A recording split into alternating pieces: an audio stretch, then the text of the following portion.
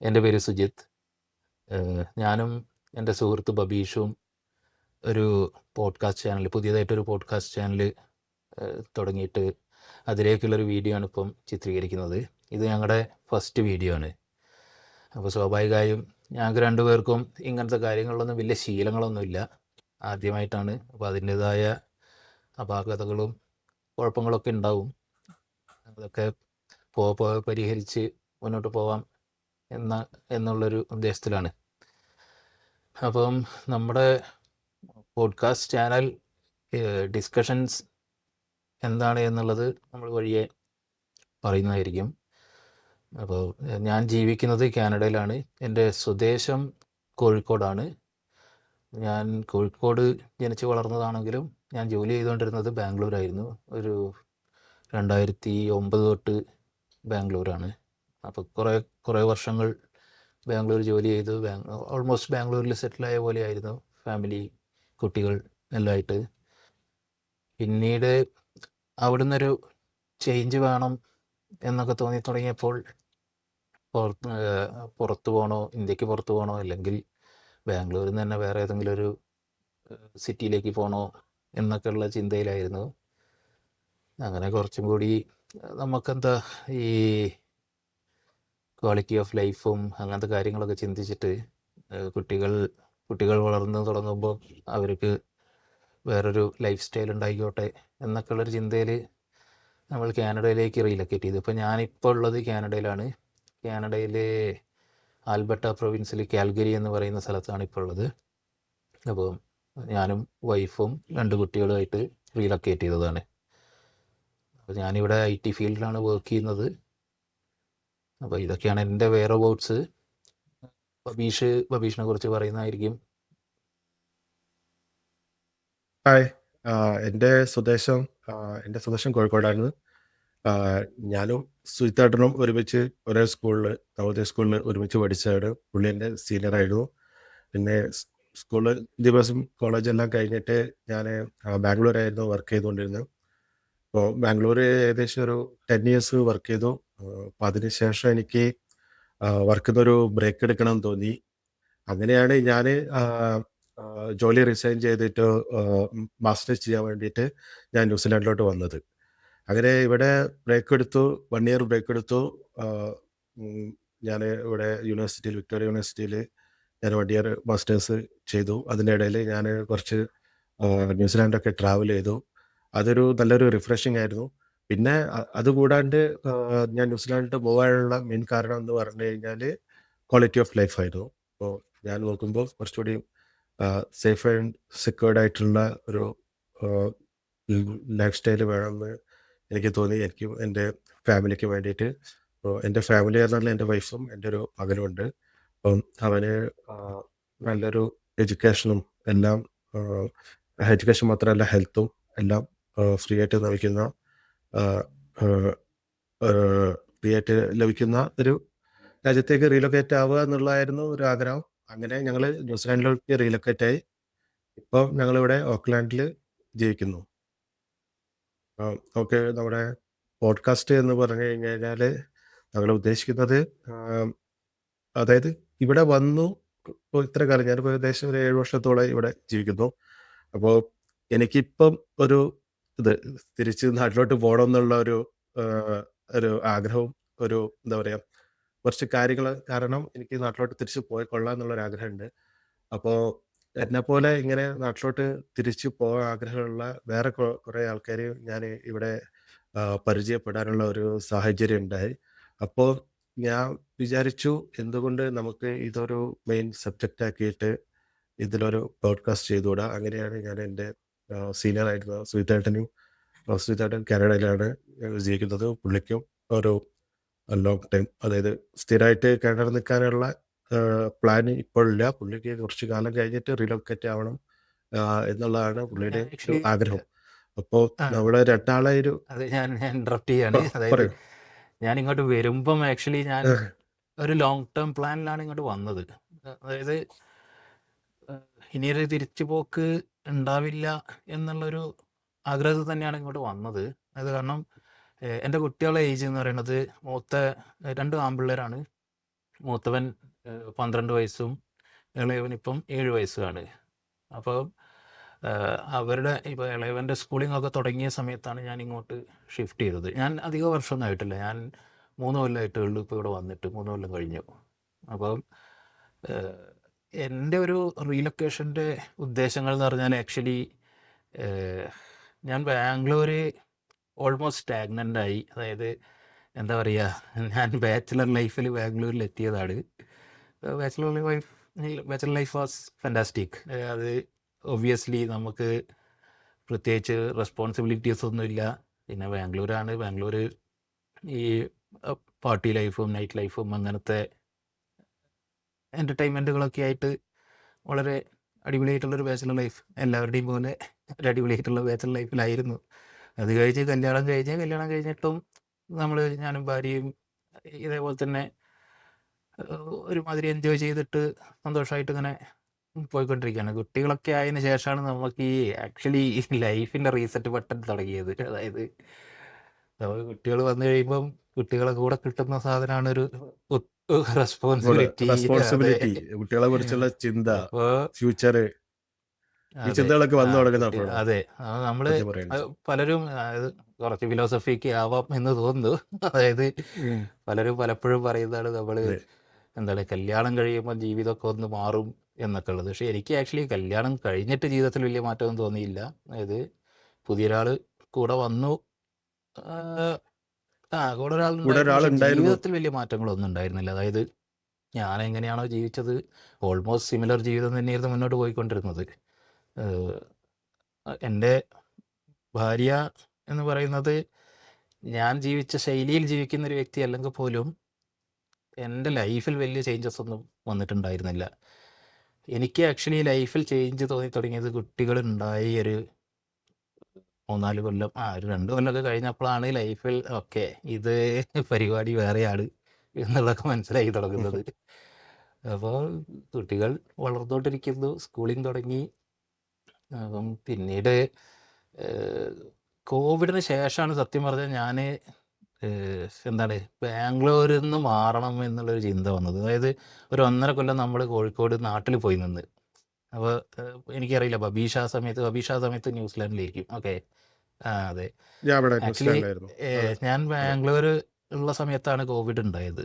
അപ്പോൾ ആ സമയത്ത് നമ്മൾ കോവിഡിൻ്റെ ഫസ്റ്റ് വേവിൽ ഞങ്ങൾ ആക്ച്വലി നാട്ടിൽ പോയിരുന്നില്ല. അതായത് നമ്മൾ ബാംഗ്ലൂരിൽ തന്നെ സ്റ്റേ ചെയ്തു.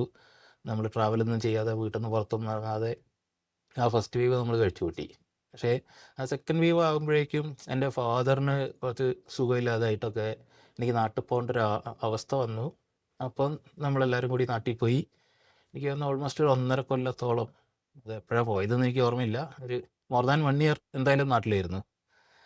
അപ്പോൾ അത് എനിക്കൊരു ചേഞ്ച് ആയിരുന്നു. അതായത് ഈ ബാംഗ്ലൂരിലെ ലൈഫിൽ നിന്ന് നാട്ടിലെത്തി കഴിഞ്ഞിട്ട് അതായത് നാട്ടിൽ കോവിഡാണ്, അധികം മൂവ്മെൻറ്റ്സ് ഒന്നും ഇല്ലെങ്കിൽ പോലും നമ്മുടെ പ്രദേശവും പിന്നെ ഞാൻ ടൗണിലൊക്കെ പോകുമായിരുന്നു. അപ്പം നമ്മുടെ പഴയ കൂട്ടുകാരും എല്ലാവരുമായിട്ട്, അപ്പോൾ എനിക്ക് ആ ലൊക്കേഷൻ ചേഞ്ച് ഒരു മൈൻഡിലൊരു വ്യത്യാസം ഉണ്ടാക്കിയിരുന്നു.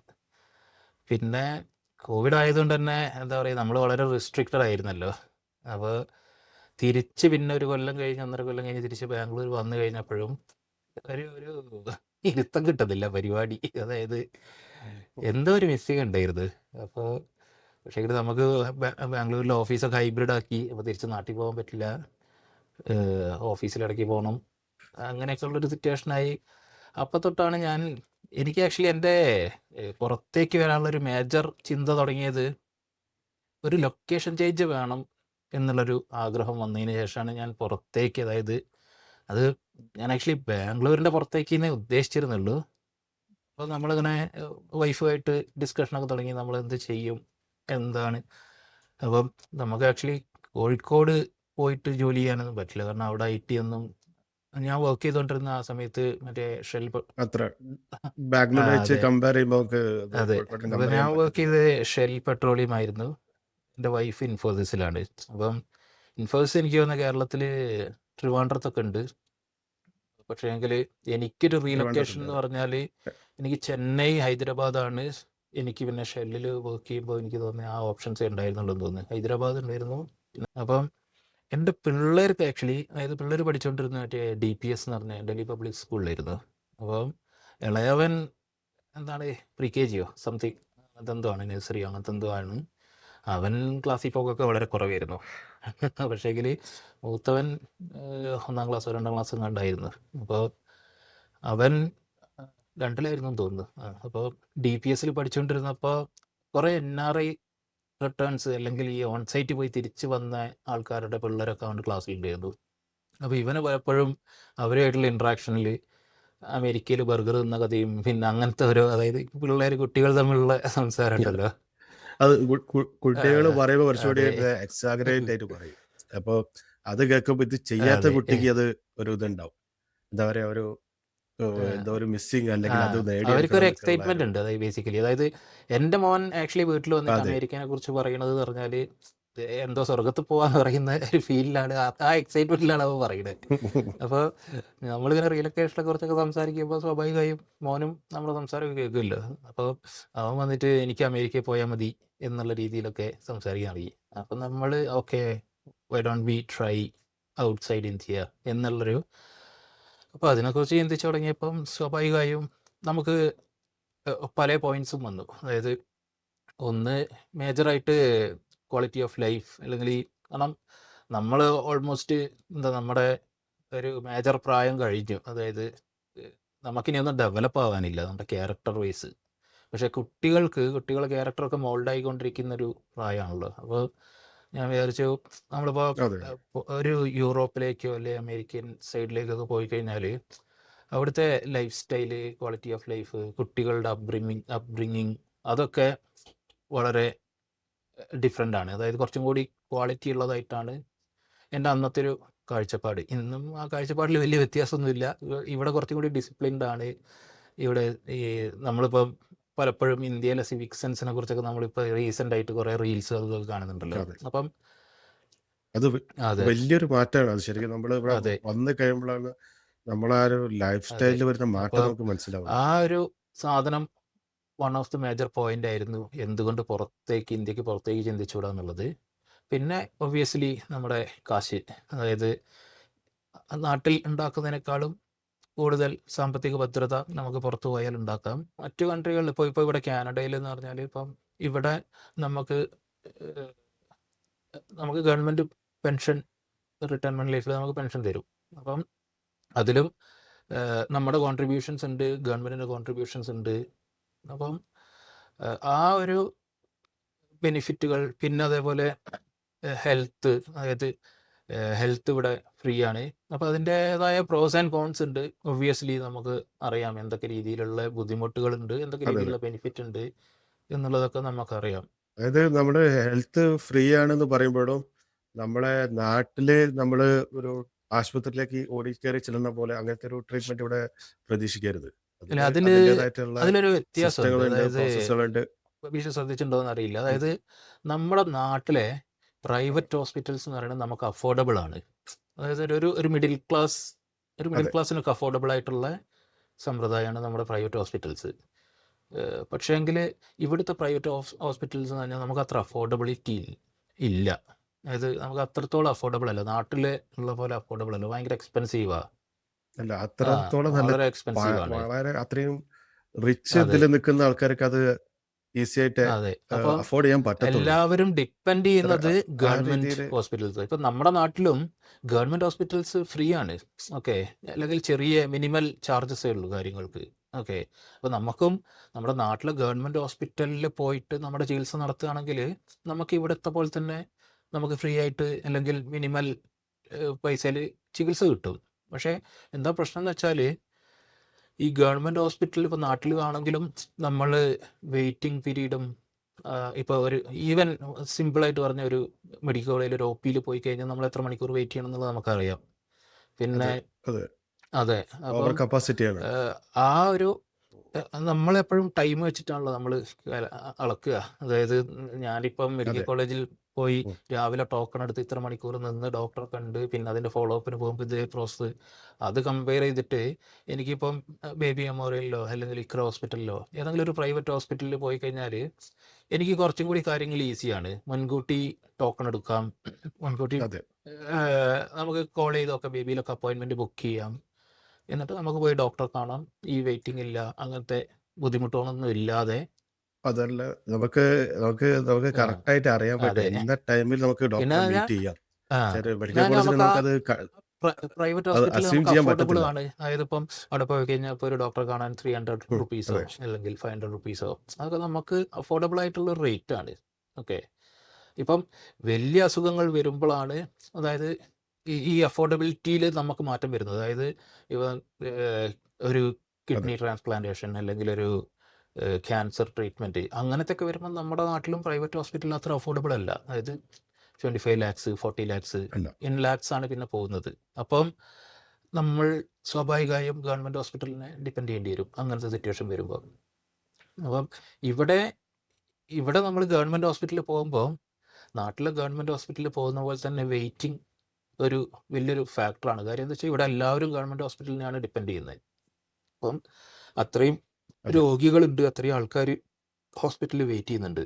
അപ്പം ഇവിടെ ഇപ്പം നമ്മൾ ചെറിയ അസുഖത്തിനൊന്നും സത്യം പറഞ്ഞാൽ നമ്മൾ പോകാറില്ല. അതായത് ചെറിയ അസുഖമൊക്കെയാണ് പോവാറില്ല. അതെ. നമ്മളല്ലേ സ്വയം മരുന്ന് വാങ്ങി ചികിത്സിക്കുക, അല്ലെങ്കിൽ എന്തെങ്കിലും വീട്ടുവൈദ്യം പോലെ പരിപാടികൾ ഒക്കെ ചെയ്ത് നമ്മളങ്ങ് ഞാനതേമാതിരി ആ, കഴിഞ്ഞ മാസം ക്രിക്കറ്റ് കളിക്കാൻ പോയിട്ട് ആ, ഞാൻ വീണു.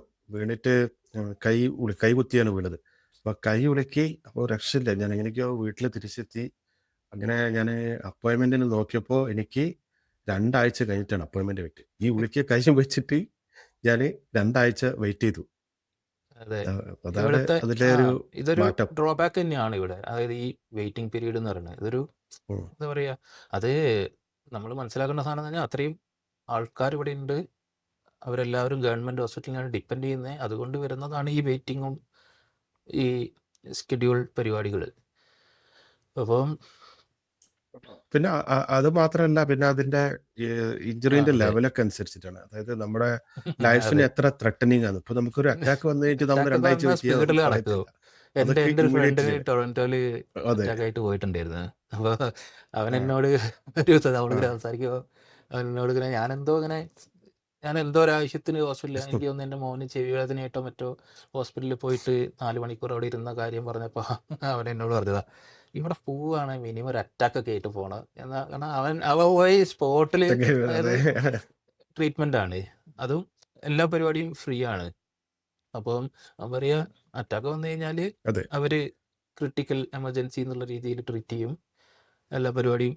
അതായത് നമ്മുടെ നാട്ടിലെ പോലെ ആൻജിയോഗ്രാം ചെയ്യാനും ഇതിനൊന്നും കാശ് പൊട്ടിക്കണ്ട അങ്ങനത്തെ.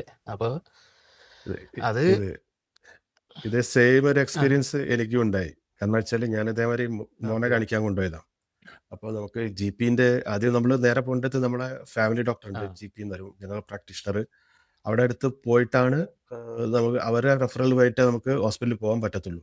പക്ഷേ ഇതൊരു എമർജൻസി ടെസ്റ്റ് വെച്ചാൽ അതിപ്പോൾ സാറ്റർഡേ എന്താണ് സംഭവിച്ചത്, ചെവിയിലെന്തോ വേദനയായിട്ട്. അപ്പോൾ സൺഡേ GP ഇല്ല. പിന്നെ നമുക്ക് പിന്നെ ചിൽഡ്രൻസിൻ്റെ ഹോസ്പിറ്റലിൽ പോവുകയെ നിവൃത്തിയുള്ളൂ. അപ്പോൾ ഞങ്ങൾ അവിടെ പോയിട്ട് അത് ആദ്യത്തെ എക്സ്പീരിയൻസ് ആണ്. ആദ്യമായിട്ട് വന്നപ്പോൾ കൊച്ചിനെയും കൊണ്ട് നമ്മളങ്ങ് പോയി. അപ്പോൾ അവിടെ വരുന്ന കുട്ടികളെ ഒക്കെ ആയിട്ട് വരുന്ന അവരുടെ പാരൻസ് കളിക്കാനുള്ള ടോയ്സ്, ഫുഡ്, മറ്റേ അവർക്കുള്ള ഡ്രിങ്ക്സ്, ഇതൊക്കെ ആയിട്ട് വലിയൊരു ഒരു പാക്കേജ് ആയിട്ടാണ് അവർ അറിയാലോ വന്നിരിക്കുന്നത്. ഇത് നമ്മൾ വെറുതെ മണിക്കൂറുകൾ. കൊച്ചിനെ കൊണ്ടുപോയി അതെ അറിയാതെ പോയതാ. 6 മണിക്കൂറായി. 6 മണിക്കൂറായിട്ട് ഇങ്ങനെ വെയിറ്റ് ചെയ്ത് നിൽക്കുക. എന്നിട്ടും ഇത് ഇപ്പോൾ കാണുന്നുള്ള സാഹചര്യം ഒന്നും ഒത്തുവരുന്നില്ല. അല്ലെങ്കിൽ നമ്മൾ വൈകിട്ട് 6 മണിക്കൊക്കെ പോയത്. അപ്പോഴേക്കും ചുറ്റുള്ള കടകളൊക്കെ അടച്ചു. ഇവൻ കരഞ്ഞ് വിശന്ന് കരയാൻ തുടങ്ങി. അപ്പണ്ട് ഒരു കൊച്ചുണ്ട് കരഞ്ഞുകൊണ്ട് വരുന്നു. വയറുവേദനാന്ന് പറഞ്ഞ് കരഞ്ഞുകൊണ്ട് വരുന്നു. അപ്പൊ വന്നിട്ടുള്ളൂ. അപ്പൊ തന്നെ കൊച്ചു കരഞ്ഞു വന്നോണ്ട് എന്ത് ചെയ്ത്, ആ കൊച്ചിനെ അതേപോലെ നേരെ അകത്തേക്ക് കയറ്റി. നമ്മള് അപ്പോ അതെ. പക്ഷെ അതിന്റെ ഒരു ഇതെന്ന് പറഞ്ഞു കഴിഞ്ഞാല് അത്രയും അവിടെ ഒരു 19 ആൾക്കാരുണ്ടായിരുന്നു. പക്ഷെ അവരാരും അതിനെ ഇന്ററപ്റ്റ് ചെയ്തില്ല. കാരണം അതൊരു അത് സെൻസാണ്. അതൊരു ഒരു അവർക്ക് സെൻസ് ആണ് അത്. ഇതൊക്കെ ആക്ച്വലി കാരണം ഈ അവര് NRIസിൻ്റെ കാര്യങ്ങൾ സംസാരിക്കുന്നത് കൊണ്ട് നമ്മൾ കാണുന്ന NRIസിനൊക്കെ ഇതൊരു എന്താ വളരെ നോർമലായിട്ടുള്ളൊരു പ്രോസസ്സാണ്. അവർക്ക് ഇത് നമ്മൾ നോർമൽ ഈ കഥ ആയിട്ടുള്ള കേൾക്കേണ്ട പ്രോസസ് ആണ് ഇത്. ആവശ്യമില്ല അവർക്ക്. ഈ ഇന്ത്യയിലുള്ള ആൾക്കാർക്കാണ് അതെ. പിന്നെയും, അതായത് ഓക്കെ, ഇവിടെ വരാത്ത ആൾക്കാർക്ക് ഇതൊക്കെ ഓക്കെ ഇങ്ങനെയൊക്കെയാണ് എന്നുള്ളൊരു സംഗതി നമ്മളെ കഥ കേൾക്കേണ്ട ആവശ്യം വരുന്നത്. പക്ഷേ അപ്പം ഞാൻ പറഞ്ഞു വന്നത്, അതെ. എനിക്ക് ഈ പറയുന്ന ബെനിഫിറ്റുകളും ഒക്കെ ആലോചിച്ചിട്ടാണ് പിന്നെയും, അതായത് നമ്മൾ ഒരു മൂവ്മെൻറ്റ് പ്ലാൻ ചെയ്യുമ്പോൾ നമ്മൾ എല്ലാ ഫാക്ടറും ഡിസ്കസ് ചെയ്യുമല്ലോ പാർട്ട്ണറുമായിട്ട്. അപ്പോൾ നമ്മൾ ഡിസ്കഷനിൽ വന്ന പോയിന്റുകളാണ് ഒന്ന് ക്വാളിറ്റി ഓഫ് ലൈഫ്, പിന്നെ മണി മേക്കിംഗ്, പിന്നെ സെക്യൂരിറ്റി, കുറച്ചും കൂടി സെക്യൂർഡ് എൻവിറോൺമെൻ്റ് ആണ് ഇവിടെ. പിന്നെ ഈ പറയുന്ന പോലെ ഗവൺമെൻറ്റിൻ്റെ ബെനിഫിറ്റുകൾ ഹെൽത്ത് സെക്ടറിലും, പിന്നെ ഈ എന്താണ് റിട്ടയർമെൻറ്റ് ടൈമിലുള്ള ബെനിഫിറ്റുകൾ, അങ്ങനത്തെ കാര്യങ്ങളൊക്കെ. അപ്പോൾ ഇങ്ങനത്തെ എല്ലാം കൂടി നമ്മൾ ഡിസ്കസ് ചെയ്തിട്ടാണ് നമ്മൾ ഓക്കെ പുറത്ത് പോകാം എന്ന് തീരുമാനിച്ചത്. അപ്പോഴും എനിക്ക് ആക്ച്വലി അമേരിക്കൻ സൈഡ് എൻ്റെ പ്രയോറിറ്റിയിലേ ഉണ്ടായിരുന്നില്ല. കാരണം ഇത് ഒന്ന് നാട്ടിൽ പോകണമെങ്കിൽ 2 ദിവസം മുന്നേ ആലോചിക്കാൻ തുടങ്ങിയാലേ നമുക്ക് നാട്ടിൽ പോകാൻ പറ്റുള്ളൂ. 24 മണിക്കൂർ എടുക്കും അങ്ങോട്ട് എത്താൻ. അപ്പം ഞാൻ യൂറോപ്പ് സൈഡായിരുന്നു ഞാൻ നോക്കിക്കൊണ്ടിരുന്നത്. അതായത് യൂറോപ്പിലേക്ക് പോകാൻ പറ്റുമോ എന്നുള്ളൊരു ഇതായിരുന്നു നോക്കിക്കൊണ്ടിരുന്നത്. അപ്പം ഞാൻ വർക്ക് ചെയ്തിരുന്ന കമ്പനിയുടെ ഹെഡ് ഓഫീസ് യൂറോപ്പിലായിരുന്നു, ഈ നെതർലാൻഡ്സിലായിരുന്നു. അപ്പം ഞാൻ അവിടെ എന്തെങ്കിലും ഓപ്പർച്യൂണിറ്റി ഉണ്ടാവുമോ എന്നുള്ളത് ചെക്ക് ചെയ്തിരുന്നു. അപ്പോൾ അവിടെ ഷോർട്ട് ടേം ഓപ്പർച്യൂണിറ്റികളേ ഉള്ളൂ. എനിക്കിങ്ങനെ പോയിട്ട് ഫാമിലിയിലായി പോയിട്ട് അവിടെ സെറ്റിൽ ആവാൻ പറ്റുന്ന ഒരു സെറ്റപ്പ് ഉണ്ടായിരുന്നില്ല. അപ്പോൾ ഷോർട്ട് ടൈം ആയിട്ട് 2 മാസം 3 മാസം അങ്ങനെ പോകാം എന്നല്ലാതെ. അങ്ങനെ പിന്നെ എൻ്റെ വൈഫും IT തന്നെയാണല്ലോ, ഭീഷണി അറിയാലോ. അപ്പോൾ എൻ്റെ വൈഫ്, അതെ. അവളുടെ പ്രൊജക്റ്റ് ആക്ച്വലി അമേരിക്കൻ ക്ലയൻ്റാണ്. അപ്പോൾ അങ്ങനെ H1B കിട്ടുമോ നോക്കി. H1Bയിലോട്ട് വന്നില്ല. പിന്നെ ഈ നിയർ ഷോർ ഓപ്പർച്യൂണിറ്റി എന്നും പറഞ്ഞിട്ടാണ് അങ്ങനെ ഒരു കാനഡ ഓപ്പർച്യൂണിറ്റി കണ്ടുപിടിച്ച് അങ്ങനെയാണ് നമ്മൾ റീലൊക്കേറ്റ് ചെയ്യാനുള്ളൊരു പ്ലാനിലെത്തുന്നത്. ഇത് ആക്ച്വലി എന്നെ സംബന്ധിച്ചിടത്തോളം കുറേ ടൈം എടുത്തൊരു പ്രോസസ്സ് ആയിരുന്നു. അതായത് ഒരു തീരുമാനത്തിലെത്താൻ വേണോ വേണ്ടയോ. കാരണം എനിക്ക് ആക്ച്വലി സാമ്പത്തികമായിട്ട് വലിയ ബുദ്ധിമുട്ടുകളൊന്നും ആ സമയത്ത് ഉണ്ടായിരുന്നില്ല. അതായത് അതിൻ്റെ മുന്നേ ഉണ്ടായിരുന്ന കൊല്ലങ്ങളിലൊക്കെ ആയിരുന്നു എനിക്ക് സാമ്പത്തികമൊക്കെ കുറച്ച് ടൈറ്റായിട്ട് ഉണ്ടായിരുന്നത്. പക്ഷേ ഒരു ജോബ് ചേഞ്ചൊക്കെ വന്നപ്പം കുറച്ച് ഫ്രീ ആയിരുന്നു. അപ്പോൾ സാമ്പത്തികമായിട്ട് ബുദ്ധിമുട്ടില്ല എന്നേ ഉള്ളൂ. പക്ഷേ നമുക്ക് ലോണ്, അതായത് കാർ ലോണ്, ഹോം ലോണ്, അങ്ങനത്തെ ലോണുകളൊക്കെ ഉണ്ട്. അപ്പോൾ അതൊക്കെ അടയ്ക്കണമെങ്കിൽ പുറത്ത് വന്ന് നമ്മൾ കൂടുതൽ സമ്പാദിച്ചാലേ അതൊക്കെ എളുപ്പത്തിൽ അടയ്ക്കാൻ പറ്റുള്ളൂ എന്നുള്ള ഒരു കൺസിഡറേഷനൊക്കെ ഉണ്ടായിരുന്നു. അപ്പം അങ്ങനെ ഇത് വേണോ വേണ്ടയോ എന്നുള്ളത് നമ്മൾ സ്വയം കൺവിൻസ് ചെയ്യാൻ തന്നെ കുറച്ച് ടൈം എടുത്തു. അങ്ങനെയാണ് ഇത്രയധികം പോയിന്റുകളൊക്കെ നമ്മൾ പരസ്പരം ഡിസ്കസ് ചെയ്ത് തീരുമാനിച്ചത്. അങ്ങനെ ഇവിടെ വന്നു. ഇവിടെ വന്നപ്പം ഞാൻ പറഞ്ഞില്ലേ, എനിക്കൊരു ലൊക്കേഷൻ ചേഞ്ച് ഞാൻ ആഗ്രഹിച്ചിരുന്നു. അപ്പോൾ അതിൻ്റെ ഒരു സന്തോഷം ഉണ്ടായിരുന്നു ഇവിടെ വന്നപ്പോൾ ആക്ച്വലി. അതായത് ഇവിടെ വന്ന് പുതിയ സ്ഥലം. അപ്പോൾ ഞാൻ കാനഡയിൽ ആൽബർട്ട പ്രൊവിൻസിലാണ്, ഈ കാൽഗരി എന്ന് പറയുന്ന ഇത് കമ്പാരിറ്റീവ്ലി ഒരു സ്മോളർ ടൗൺ ആണ്. അപ്പം ഈ സിറ്റി ടൊറൻറ്റോ പോലെയോ വാൻകൂവർ പോലെയോ ഒരു ബിസി സിറ്റി അല്ല, കുറച്ച് കാമായിട്ടുള്ള വളരെ ബ്യൂട്ടിഫുൾ ആയിട്ടുള്ളൊരു സ്ഥലം. അതായത് ഇവിടെ ഇപ്പം എൻ്റെ വീട്ടിൽ നിന്നൊരു അതെ, ഭയങ്കര എൻ്റെ ലാൻഡ്സ്കേപ്പ് പോലെ ഈ സമ്മറിൽ എന്ന് പറഞ്ഞു എൻ്റെ കഴിഞ്ഞാൽ വീട്ടിൽ നിന്ന് ഒരു 1.5 മണിക്കൂർ ഡ്രൈവ് ചെയ്താൽ അല്ലേ? ബാൻഫ് എന്ന് പറയുന്ന ഒരു ടൗൺ ഉണ്ട്. അതായത് നമ്മൾ ഗൂഗിളിൽ അടിച്ച് നോക്കിയാൽ മതി ഇത് കാണുന്നവർ. അതായത് വളരെ ബ്യൂട്ടിഫുൾ ആയിട്ടുള്ള അതായത് നമ്മളെ ഹിമാലയൻ സെക്ടറില്ലേ, അതുപോലെ ഇവിടുത്തെ ഒരു മൗണ്ടെയിൻ സെക്ടറാണ്, അതായത് റോക്കി മൗണ്ടെയിൻസ് എന്ന് പറയുന്നത്. അപ്പം ഭയങ്കര ബ്യൂട്ടിഫുൾ ആയിട്ടുള്ളൊരു സ്ഥലമാണ് ബാൻഫ്, ജാസ്പർ, ക്യാൻമോർ, അങ്ങനെ കുറേ സ്ഥലങ്ങളുണ്ട്. അപ്പോൾ ഞാൻ വന്നപ്പോൾ എനിക്ക് ഈ ലൊക്കേഷൻ എനിക്ക് ഭയങ്കര ഇഷ്ടപ്പെട്ടു. കാരണം നമ്മൾ ഭീഷണി അറിയില്ലേ, നമ്മൾ അവിടെ ബാംഗ്ലൂർ ഉണ്ടായിരുന്നപ്പോൾ നമ്മൾ ഇയർലി അതെ ഹിമാലയൻ ട്രിപ്പ്, മറ്റേ ഹിമാചൽ, സിക്കിം എന്നൊക്കെ പറഞ്ഞിട്ട് നീ എവിടെയും അതെ ഭൂട്ടാനിലോ എവിടേക്ക് പോയി. അതെ. അതെ, മഞ്ഞ് കാണാൻ വേണ്ടി മഞ്ഞ് കാണുന്നതിനെ കുറിച്ച് ഇപ്പോൾ ചിന്തിക്കാൻ പറ്റില്ല. മഞ്ഞ് കാണാൻ അല്ല, മഞ്ഞ് ആക്ച്വലി മഞ്ഞേ ഉള്ളൂ. എനിക്ക് 2016 16 തോന്നുന്നു. എനിക്ക് ഇയറൊന്നും അത്ര കൃത്യമായ ഓർമ്മയില്ല. 2016 മലാനെ പോയപ്പോൾ നമ്മളൊരു മഞ്ഞിൽ കുടുങ്ങിയിരുന്നു. അതായത് ഞങ്ങൾ മലാനയിൽ മുകളിലെത്തി. ഞാനതൊരു എനിക്ക് ഒരു ഓർമ്മയുണ്ട്. റൈറ്റപ്പ് എഴുതിയിട്ടുണ്ടായിരുന്നു അന്ന്. അപ്പോൾ അതിന്റെ കുറച്ച് അതെ, വീഡിയോസ് ഒക്കെ നിങ്ങൾ അപ്പോൾ അന്ന് അപ്ലോഡ് നമ്മൾ ചെയ്തിട്ടുണ്ടായിരുന്നു. ആ ഫ്രീ സ്നോ അക്ഷരാർത്ഥത്തിൽ അവിടെ ഇതായിട്ടായിരുന്നു. കുടുങ്ങിപ്പോയിരുന്നു. അത് അതെ, അന്ന് ഭയങ്കരമായിട്ട് സ്നോ വീണു -23 വന്നില്ലേ? ആയിരുന്നു. അങ്ങനെ അപ്പോൾ അന്ന് ആക്ച്വലി ആ, ഞങ്ങളോട് താഴത്തുനിന്ന് തന്നെ ആൾക്കാർ പറഞ്ഞതാണ്, അതായത് അവിടുത്തെ ഗ്രാമവാസികൾ ഞങ്ങളോട് പറഞ്ഞു, നിങ്ങൾ അങ്ങോട്ട് പോകണ്ട. അതായത് പോണ്ട പോണ്ട പോണ്ട പോണ്ട ചെറു ചെറു തന്നെ പറഞ്ഞെന്നുള്ള രീതിയിൽ പോണ്ട പോണ്ട വളരെ അക്ഷരം മാറി നല്ല പോയിട്ടൊന്നുമില്ല. രീതിയിൽ ഉപദേശിച്ചതാണ് ഞങ്ങളെ. നമ്മളാ ഒരു നമ്മൾ യങ്ങാണ് എന്നുള്ള ഒരു കുത്തിക്കഴപ്പിൽ അങ്ങോട്ട് കയറി പോയതാണ്. അപ്പം സംഗതി അവിടേക്ക് എന്താ പോവാൻ ജീപ്പൊന്നും വന്നില്ല. ജീപ്പ് ഡ്രൈവേഴ്സ് ആരും തയ്യാറല്ല. എന്നിട്ട് ഞങ്ങളൊരു ജീപ്പുകാരനെ മറ്റേ നമ്മൾ ഈ ഗവൺമെൻറ് ഓഫീസിലൊക്കെ ബ്രൈബ് ചെയ്യുന്ന പോലെ അയാൾക്ക് നമ്മൾ അഡീഷണൽ കാശൊക്കെ പറഞ്ഞ് ഞങ്ങൾ ഇത്ര കാശ് തരാം എന്നൊക്കെ പറഞ്ഞ് അയാളെ പ്രലോഭിപ്പിച്ച് അയാൾ പറഞ്ഞ് ഞാൻ പകുതി വരെ വരാം, അതിൻ്റെ അപ്പുറത്തേക്ക് ഞാൻ വരില്ല എന്നൊക്കെ പറഞ്ഞിട്ട് അങ്ങനെയാണ് ഉം. നമ്മൾ പോയത്. എന്നിട്ട് നമ്മൾ വണ്ടിയിലിരുന്ന് അയാളെ മറ്റേ ബ്രെയിൻ വാഷ് ചെയ്ത് പ്രലോഭിപ്പിച്ച് നമ്മളെ പകുതിയിലധികം കൊണ്ടുപോയി അയാൾ. അതായത് മലാനയിലേക്ക് ക്രോസ് ചെയ്യുന്ന ബ്രിഡ്ജില്ലേ, ആ ബ്രിഡ്ജിൻ്റെ ഇക്കര അയാൾ നിർത്തി. എന്നിട്ട് അവിടുന്ന് പിന്നെ ഒന്നും ചെയ്യാനില്ല. അപ്പോൾ അവിടുന്ന് അങ്ങോട്ട് നടത്തും തന്നെ. അപ്പോൾ നമ്മൾ അങ്ങോട്ട് പോകുമ്പോൾ വലിയ കുഴപ്പമൊന്നും ഉണ്ടായിരുന്നില്ല. ചെറിയ മഞ്ഞും കുറച്ച് പരിപാടികളൊക്കെ ഉണ്ടായിരുന്നുള്ളൂ. അവിടെ മുകളിൽ ചെന്ന് കഴിഞ്ഞപ്പോൾ താഴത്തുനിന്ന് ആൾക്കാർ പറഞ്ഞ പോലെ അവിടെ താമസിക്കാൻ സ്ഥലമില്ല, അതുകൊണ്ട് അങ്ങോട്ട് പോകണ്ടെന്നായിരുന്നു പറഞ്ഞിരുന്നത്. നമ്മൾ ചെന്നപ്പോൾ അവിടെ എല്ലാ ഉം. സ്റ്റേയും ക്ലോസ്ഡാ. അങ്ങനെ അവിടുത്തെ ഒരാൾ പറഞ്ഞു, ഉം. നിങ്ങൾക്ക് താമസിക്കണമെങ്കിൽ ഏറ്റവും ടോപ്പിൽ പോകണം, അവിടെ പോയാൽ എന്താ ഡ്രാഗൺ ഇൻ എന്ന് പറഞ്ഞിട്ടൊരു ഇന്നുണ്ട്, അവിടെ സ്ഥലം ഉണ്ടാവുന്നത്. അങ്ങനെ നമ്മളാണെങ്കിൽ ഓൾമോസ്റ്റ് 4 മണിയോ 5 മണിയോ കണ്ട് അയക്കണ് അവിടെ എത്തിയപ്പോൾ. തിരിച്ചു പോക്ക് ഒരു സാധ്യത ഇല്ലാത്ത പരിപാടിയാണ്. തിരിച്ച് സ്റ്റോറിയിലേക്ക് തിരിച്ചു വരാം. ഓക്കെ. കമ്പം അപ്പം മാറിപ്പോ അന്ന് മഞ്ഞ് കുടുങ്ങിയത് കൊണ്ട് നമുക്ക് ഈ പറഞ്ഞ അതെ മഞ്ഞ് ഇപ്പൊ എനിക്ക് വലിയൊരു അന്നേ ഇഷ്ടമല്ല ബേസിക്കലി. അതായത് ഇത് ആ തുടക്കത്തിലുള്ള നമ്മുടെ ഈ ഹിമാചൽ ട്രിപ്പുകളിലൊക്കെ മഞ്ഞ് ആദ്യത്തെ 1-2 ട്രിപ്പിലേ നമുക്ക് മഞ്ഞിനോടൊരു ആകർഷണം ഉണ്ടായിരുന്നുള്ളൂ. പിന്നീട് നമുക്ക് മനസ്സിലായത് മഞ്ഞൊരു ബുദ്ധിമുട്ടാണ് എന്നുള്ളത്. അതായത് മഞ്ഞ് വെറുതെ പോയി കാണുന്നവർക്ക് ഹായ് എന്ന് പറയാം, പക്ഷേ സ്ഥിരം ജീവിക്കുന്നവർക്ക് ബുദ്ധിമുട്ടാണ് എന്നുള്ളത് നമുക്ക് അന്നേ മനസ്സിലായതാണ്. അപ്പോൾ കാനഡയിൽ വരുമ്പോഴും എന്നോട് ഇവിടെ ഉണ്ടായിരുന്ന ഫ്രണ്ട്സൊക്കെ എന്നോട് പറഞ്ഞു, മഞ്ഞ് കാണാൻ വേണ്ടി ഇങ്ങോട്ട് വരണ്ട കേട്ടോ എന്നുള്ള. ഞാൻ അന്നേ പറഞ്ഞു മഞ്ഞ് കാണാനൊന്നല്ല, അങ്ങനത്തെ ആഗ്രഹങ്ങളൊന്നും ഇല്ല. ഉം. പക്ഷേ ഇവിടെ വന്നു കഴിഞ്ഞപ്പോൾ നല്ല നല്ല സ്ഥലമാണ്, നല്ല എൻവയോൺമെൻറ്റ്. നമ്മൾ ശരിക്കും എൻജോയ് ചെയ്തിരുന്നു. അതായത് ഫസ്റ്റ് ഇയർ നമ്മളിങ്ങനെ കുറേ സ്ഥലങ്ങളൊക്കെ ട്രാവൽ ചെയ്തു, കുട്ടികളെ സ്കൂളിലൊക്കെ ചേർത്തി. അങ്ങനെ കുട്ടികൾക്ക് ആക്ച്വലി ഭയങ്കര ഡിഫറൻസ് ആയിരുന്നു കേട്ടോ. അതായത് നമ്മുടെ ഇന്ത്യൻ സ്കൂളിങ്ങും ഇവിടുത്തെ സ്കൂളിങ്ങും തമ്മിലുള്ള ഒരു വ്യത്യാസം ഉണ്ടല്ലോ.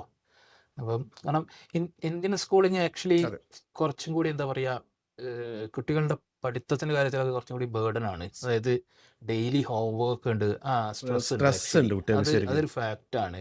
ആ കുട്ടികൾക്ക് ഈസി അല്ല അതെ, മാനേജ് ചെയ്യാൻ. ഭയങ്കര വർക്ക് വർക്ക് ലോഡ് ലോഡാണ്. വർക്ക് ലോഡ് ഈസി അപ്പം അല്ല.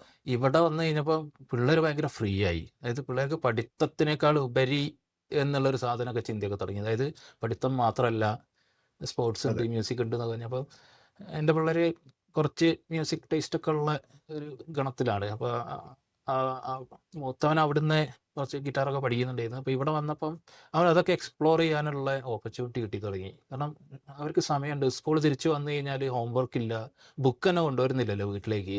അപ്പോൾ അവർക്ക് ഇവിടെ വന്നു കഴിഞ്ഞാൽ ബുക്കില്ല. ഗിറ്റാർ വായിക്കാം, അത് പഠിക്കാം. അപ്പോൾ ഞാൻ ഇവിടെ ഒരു ഇൻസ്റ്റിറ്റ്യൂട്ടിൽ അവൻ്റെ ഗിറ്റാർ ലെസൺസ് വീണ്ടും റീസ്റ്റാർട്ട് ചെയ്തു. അപ്പോൾ അങ്ങനത്തെയൊക്കെ കുട്ടികൾക്ക് കുറച്ചും കൂടി സമയമുണ്ട്. അവൻ എന്നോട് പറഞ്ഞു എനിക്ക് എന്താണ് സോക്കർ കളിക്കാൻ പോകണം. അപ്പോൾ ഞാനൊരു സോക്കർ ക്ലബ്ബ് ജോയിൻ ചെയ്യിച്ചു. അങ്ങനെയൊക്കെ ആയിട്ട് കുട്ടികൾക്ക് ശരിക്കും ഒരു റിലീഫായിരുന്നു ഈ ഒരു മാറ്റം. അപ്പോൾ അത് ഇപ്പോഴും എൻ്റെ പിള്ളേരെക്കുറിച്ച് ആലോചിച്ചിട്ടാണ് എനിക്ക് നാട്ടിലേക്ക് തിരിച്ചു പോകണോ വേണ്ടയോ എന്നുള്ളതൊക്കെ ഇപ്പോഴും കൺഫ്യൂസ്ഡ് ആയിട്ട് നിൽക്കുന്നത്. അതായത് ബബീഷ് കുറച്ചും കൂടി സ്റ്റേണാണ് ആ കാര്യത്തിൽ. അതായത് നാട്ടിൽ പോകാം എന്നുള്ളത് ഒരു 99% എനിക്ക് തോന്നുന്നു 100% തന്നെ ഉറപ്പിച്ച ഇതാണ്. എനിക്ക് ആക്ച്വലി അതെ. ഇപ്പോഴും ആ ഡിസിഷൻ മേക്കിങ്ങിൽ, അതായത് മാനസികമായിട്ട് തിരിച്ചു പോയി സെറ്റിൽ ആവണം അതായത് എന്നൊക്കെ ഉണ്ടെങ്കിലും കുട്ടികൾ ഇവിടെ വളരെ ഹാപ്പി ആയിട്ട് മുന്നോട്ട് പോകുന്നത് കൊണ്ട് അതൊരു ബ്ലോക്കറായിട്ട് എനിക്കിപ്പോഴും ഉണ്ട് സത്യം പറഞ്ഞാൽ. പക്ഷേ എൻ്റെ സത്യം പറയുകയാണെന്ന് വെച്ചാൽ എൻ്റെ ഡിസിഷൻ ഡിലേ ആവുന്ന കാരണം എനിക്ക് എൻ്റെ മോൻ്റെ എഡ്യൂക്കേഷൻ്റെ കാര്യത്തിൽ ഇപ്പോഴും ഒരു തീരുമാനമായിട്ടില്ല. എനിക്ക് ഉറപ്പായിട്ടും അവനെ ഇന്ത്യൻ എഡ്യൂക്കേഷൻ സിസ്റ്റത്തിൽ ചേർക്കാൻ പറ്റത്തില്ല. കാരണം അവൻ അത്രയും സ്ട്രെസ്ഡ് ആയി പോകും. ഇപ്പോൾ അവൻ ഇപ്പം പറഞ്ഞാൽ രാവിലെ എണീച്ച് സ്കൂളിൽ പോകണം എന്നുള്ള ഒരു സത്യം അതായത് ഹാപ്പിനെസ് ആണ് കുട്ടി. ഇപ്പം നമ്മൾ തമാശക്ക് ഞാൻ പറയും ഇന്ന് ലീവ് എടുത്തോ, ഇന്ന് നീ പോണ്ടെന്ന് പറഞ്ഞു അതെ കഴിഞ്ഞാൽ പിന്നെ കരച്ചിലായി. അല്ല എനിക്ക് പോയാൽ പറ്റും, എനിക്ക് ആ സ്കൂളിൽ പോയിട്ട് അത് ചെയ്യാണ്ട് ഇത് ചെയ്യാണ്ട് ഇന്ന് സ്കൂളിൽ മറ്റേ പ്രോഗ്രാം ഉണ്ട്, മറ്റേ അതെ. ഫ്രണ്ടിന്റെ കൂടെ ഇത് ചെയ്യാനുണ്ട്, ഏഹ് പുള്ളി ലിസ്റ്റ് ഇങ്ങോട്ട് പറയും. ഏഹ് അവര് സ്കൂളിൽ പോവുക എന്ന് പറഞ്ഞു കഴിഞ്ഞാൽ എനിക്കിത് അത്രയും എനിക്കിത് വളരെ സന്തോഷത്തോടെ റിലേറ്റ് ചെയ്യാൻ പോകുന്നു. പക്ഷെ പറ്റും. എനിക്കിത് മാത്രമല്ല, ഈ എനിക്ക് തോന്നുന്നത് ഇന്ത്യയിൽ നിന്ന് ഇങ്ങോട്ട് വന്നിട്ട് ഇവിടെ സ്കൂളിംഗ് തുടങ്ങിയ, അതായത് സ്കൂളിംഗ് ഷിഫ്റ്റ് ചെയ്ത ആൾക്കാർക്ക്, അതായത് ഇവിടെ നിന്ന് സ്റ്റാർട്ട് ചെയ്ത ആൾക്കാർക്കല്ല, ഇന്ത്യയിൽ പഠിച്ചിട്ട് ഇവിടേക്ക് മാറിയ കുട്ടികളുള്ള പേരൻസിനൊക്കെ ഇത് റിലേറ്റ് ചെയ്യാൻ പറ്റും. കാരണം എൻ്റെ ഇളയ മോനെ ആക്ച്വലി DPSൽ LKGയോ പ്രീ KGയോ എന്തോ പഠിച്ചത്, അവനൊരു കൊല്ലത്തിലാകെ 26 ക്ലാസ്സിനെ പോയിട്ടുള്ളൂ. വെറും 26, 365 ദിവസത്തിൽ. ആ ഒരു 26 ക്ലാസ്. കൊല്ലത്തിൽ 26 ക്ലാസ്സോ, ഒരു ഒരു മാസം മാസം മാക്സിമം. 23 26 അങ്ങനെ എന്തോ, 20 സംതിങ് ഡേയ്സേ പോയിട്ടുള്ളൂ അവൻ. കാരണം എന്ന് വെച്ചാൽ അവൻ്റെ ഫസ്റ്റ് എക്സ്പീരിയൻസ് തന്നെ കുറച്ച് മോശമായിരുന്നു. അതായത് അവൻ ക്ലാസ്സിൽ പോയി എന്തോ എന്തോ ഒരു കാര്യത്തിന്, അതായത് പ്രീ KG ആണ് കേട്ടോ, കുട്ടീൻ്റെ പ്രായം ആലോചിക്കണം, 3 വയസ്സോ 3.5 വയസ്സോ അത്രയേ ഉള്ളൂ. അപ്പം അവൻ്റെ ടീച്ചർ എന്തോ വഴക്ക് പറഞ്ഞത്രേ. വഴക്ക് പറഞ്ഞാൽ എന്താ മീൻസ് സൗണ്ട് റേസ് ചെയ്ത് പറഞ്ഞു. അതാണ് അവൻ വീട്ടിൽ വന്നിട്ട് പറഞ്ഞത്. ഉം. ടീച്ചർ ഷൗട്ട് ചെയ്തു. അവൻ കുറച്ച് പേടിച്ചു പോയി. അപ്പോൾ ആ ഡേ 1 ആണ് കേട്ടോ. ഡേ 1 അവൻ പേടിച്ച പേടി, പിന്നെ അവന് സ്കൂളുമായിട്ടുള്ള ഒരു താല്പര്യം വളരെ കുറവായിരുന്നു. അവൻ എന്ന് സ്കൂളിൽ പോകണമെന്ന് പറഞ്ഞാൽ അവൻ പറയും, എനിക്ക് പോകണ്ട, എനിക്ക് പേടിയാണെന്ന് പറഞ്ഞിട്ടുണ്ട്. എന്നിട്ട് ഞാൻ അവിടെ നമ്മുടെ അപ്പാർട്ട്മെൻറ്റിൻ്റെ അടുത്തൊരു എന്താണ് പ്ലേ സ്കൂളുണ്ട്. ഒരു ഞാനപ്പം ഇവന് 12 മണിക്ക് ക്ലാസ് കഴിഞ്ഞ് തിരിച്ചെത്തും. അപ്പോൾ ഉച്ചയ്ക്ക് ശേഷം ഇവൻ എന്താ പഠിക്കണ്ടേ, ബാക്കി എല്ലാ കുട്ടികളും ABCD പഠിക്കുമ്പോൾ ഇവൻ ഒന്നും പഠിക്കാതെ ഇരുന്ന പണിയല്ലേ. അപ്പോൾ ഞാൻ ആ പ്ലേ സ്കൂളിൽ വിട്ടിട്ടായിരുന്നു പഠിപ്പിച്ചുകൊണ്ടിരുന്നത്. അവിടെ പോകാൻ അവന് വലിയ കുഴപ്പമില്ല, അത് വീടിൻ്റെ അടുത്താണ്, ഞാൻ നടന്ന് കൊണ്ട് വിടും, പിന്നെ അവിടുത്തെ ആൻറ്റീനെ അറിയാം, അങ്ങനെ കുറച്ചും കൂടി കംഫർട്ടബിൾ ആയിരുന്നു അവൻ. അപ്പോൾ അവൻ മേജർലി അവിടെയായിരുന്നു പഠിച്ചുകൊണ്ടിരുന്നത്. മറ്റേ സ്കൂള് അവൻ ഈ പറഞ്ഞ പോലെ ഒരു 20+ ഡേയ്സേ പോയിട്ടുള്ളൂ. പക്ഷേ ഇവിടെ എത്തിക്കഴിഞ്ഞതിന് ശേഷം, ഇവൻ സ്കൂളിൽ പോയി തുടങ്ങിയതിന് ശേഷം, ഞാൻ ഇതേപോലെ ഇന്ന് പോകണ്ടെന്ന് പറഞ്ഞാൽ ഫുള്ള് ബഹളമാണ്. എനിക്ക് പോകണം, അതായത് മറ്റേ ഇന്ത്യയിലായിരുന്നപ്പോൾ പോകണ്ടെന്ന് പറഞ്ഞാൽ അവർ എന്തൊരു സന്തോഷമാണ് അറിയും. ഇവിടെ പോകണ്ടെന്ന് പറഞ്ഞാൽ എനിക്ക് സ്വൈര്യം തരൂല അങ്ങനത്തെ. അപ്പോൾ ഇവർക്ക് സ്കൂൾ ഇവിടെ വളരെ കംഫർട്ടബിൾ ആണ്. മേ ബി ഇന്ത്യയിൽ പഠിക്കുന്ന അത്ര ഇവിടെ പഠിക്കുന്നുണ്ടാവില്ല കേട്ടോ, അതായത് സബ്ജക്റ്റ് വൈസ്. ഇപ്പോൾ മാത്സ്, സയൻസ്, അത് അതായത് സത്യമാണ്. ആ എൻ്റെ ഒരു അതായത് ഇന്ത്യയിൽ ഇപ്പം നമ്മളൊക്കെ പഠിച്ചത് വേറൊരു എക്സ്പീരിയൻസ് നമുക്ക് പറയാന്ന് വെച്ചാലേ, ആവശ്യമുള്ളതും ആവശ്യമില്ലാത്തതും എല്ലാം നമ്മൾ പഠിച്ചിട്ടുണ്ട്. ഇവിടെ എനിക്ക് തോന്നുന്നത് ഇവിടെ അത്ര അധികം പഠിപ്പിക്കുന്നില്ല, അതായത് ആവശ്യമുള്ളത് മാത്രമേ പഠിപ്പിക്കുന്നുള്ളൂ എന്നാണ് എനിക്ക് തോന്നുന്നത്. അതങ്ങനെ എനിക്കങ്ങനെ കമ്പയർ ചെയ്യാനോ ജഡ്ജ് ചെയ്യാനോ ഒന്നും എനിക്ക് അറിയില്ല. പക്ഷേ എങ്കിൽ ലോഡ് കുറവാണ് എന്തായാലും ഇവിടെ. ഓക്കെ. അപ്പോൾ എൻ്റെ ഒരു എക്സ്പീരിയൻസിൽ വേറൊരു കാര്യം പറയാനുള്ളത് വെച്ചാൽ, എൻ്റെ മോനെ ഞാൻ നാട്ടിലെ കോഴിക്കോടായിരുന്നു. അപ്പോൾ ഞാൻ ന്യൂസിലാൻഡിലായിരുന്നു. ഫാമിലി ഇവിടെ റീലൊക്കേറ്റ് ആയിട്ടില്ല. അപ്പോൾ ഞാൻ എനിക്ക് അറിയാം, നമ്മൾ വലിയ സ്കൂളിലൊക്കെ കൊണ്ട് ചേർത്ത് കഴിഞ്ഞാൽ കുട്ടിക്ക് സ്ട്രെസ്ഫുൾ ആവും. അപ്പോൾ അതിന് ഈസി ആയിട്ട് പോയിട്ട് വരാൻ വേണ്ടി ഞാൻ വീടിൻ്റെ തൊട്ടടുത്തുള്ള ഒരു കിൻഡർ ഗാർഡൻ പോലത്തെ സ്കൂളുണ്ട്. അത് അവിടെ LKG UKG മാത്രമേ ഉള്ളൂ.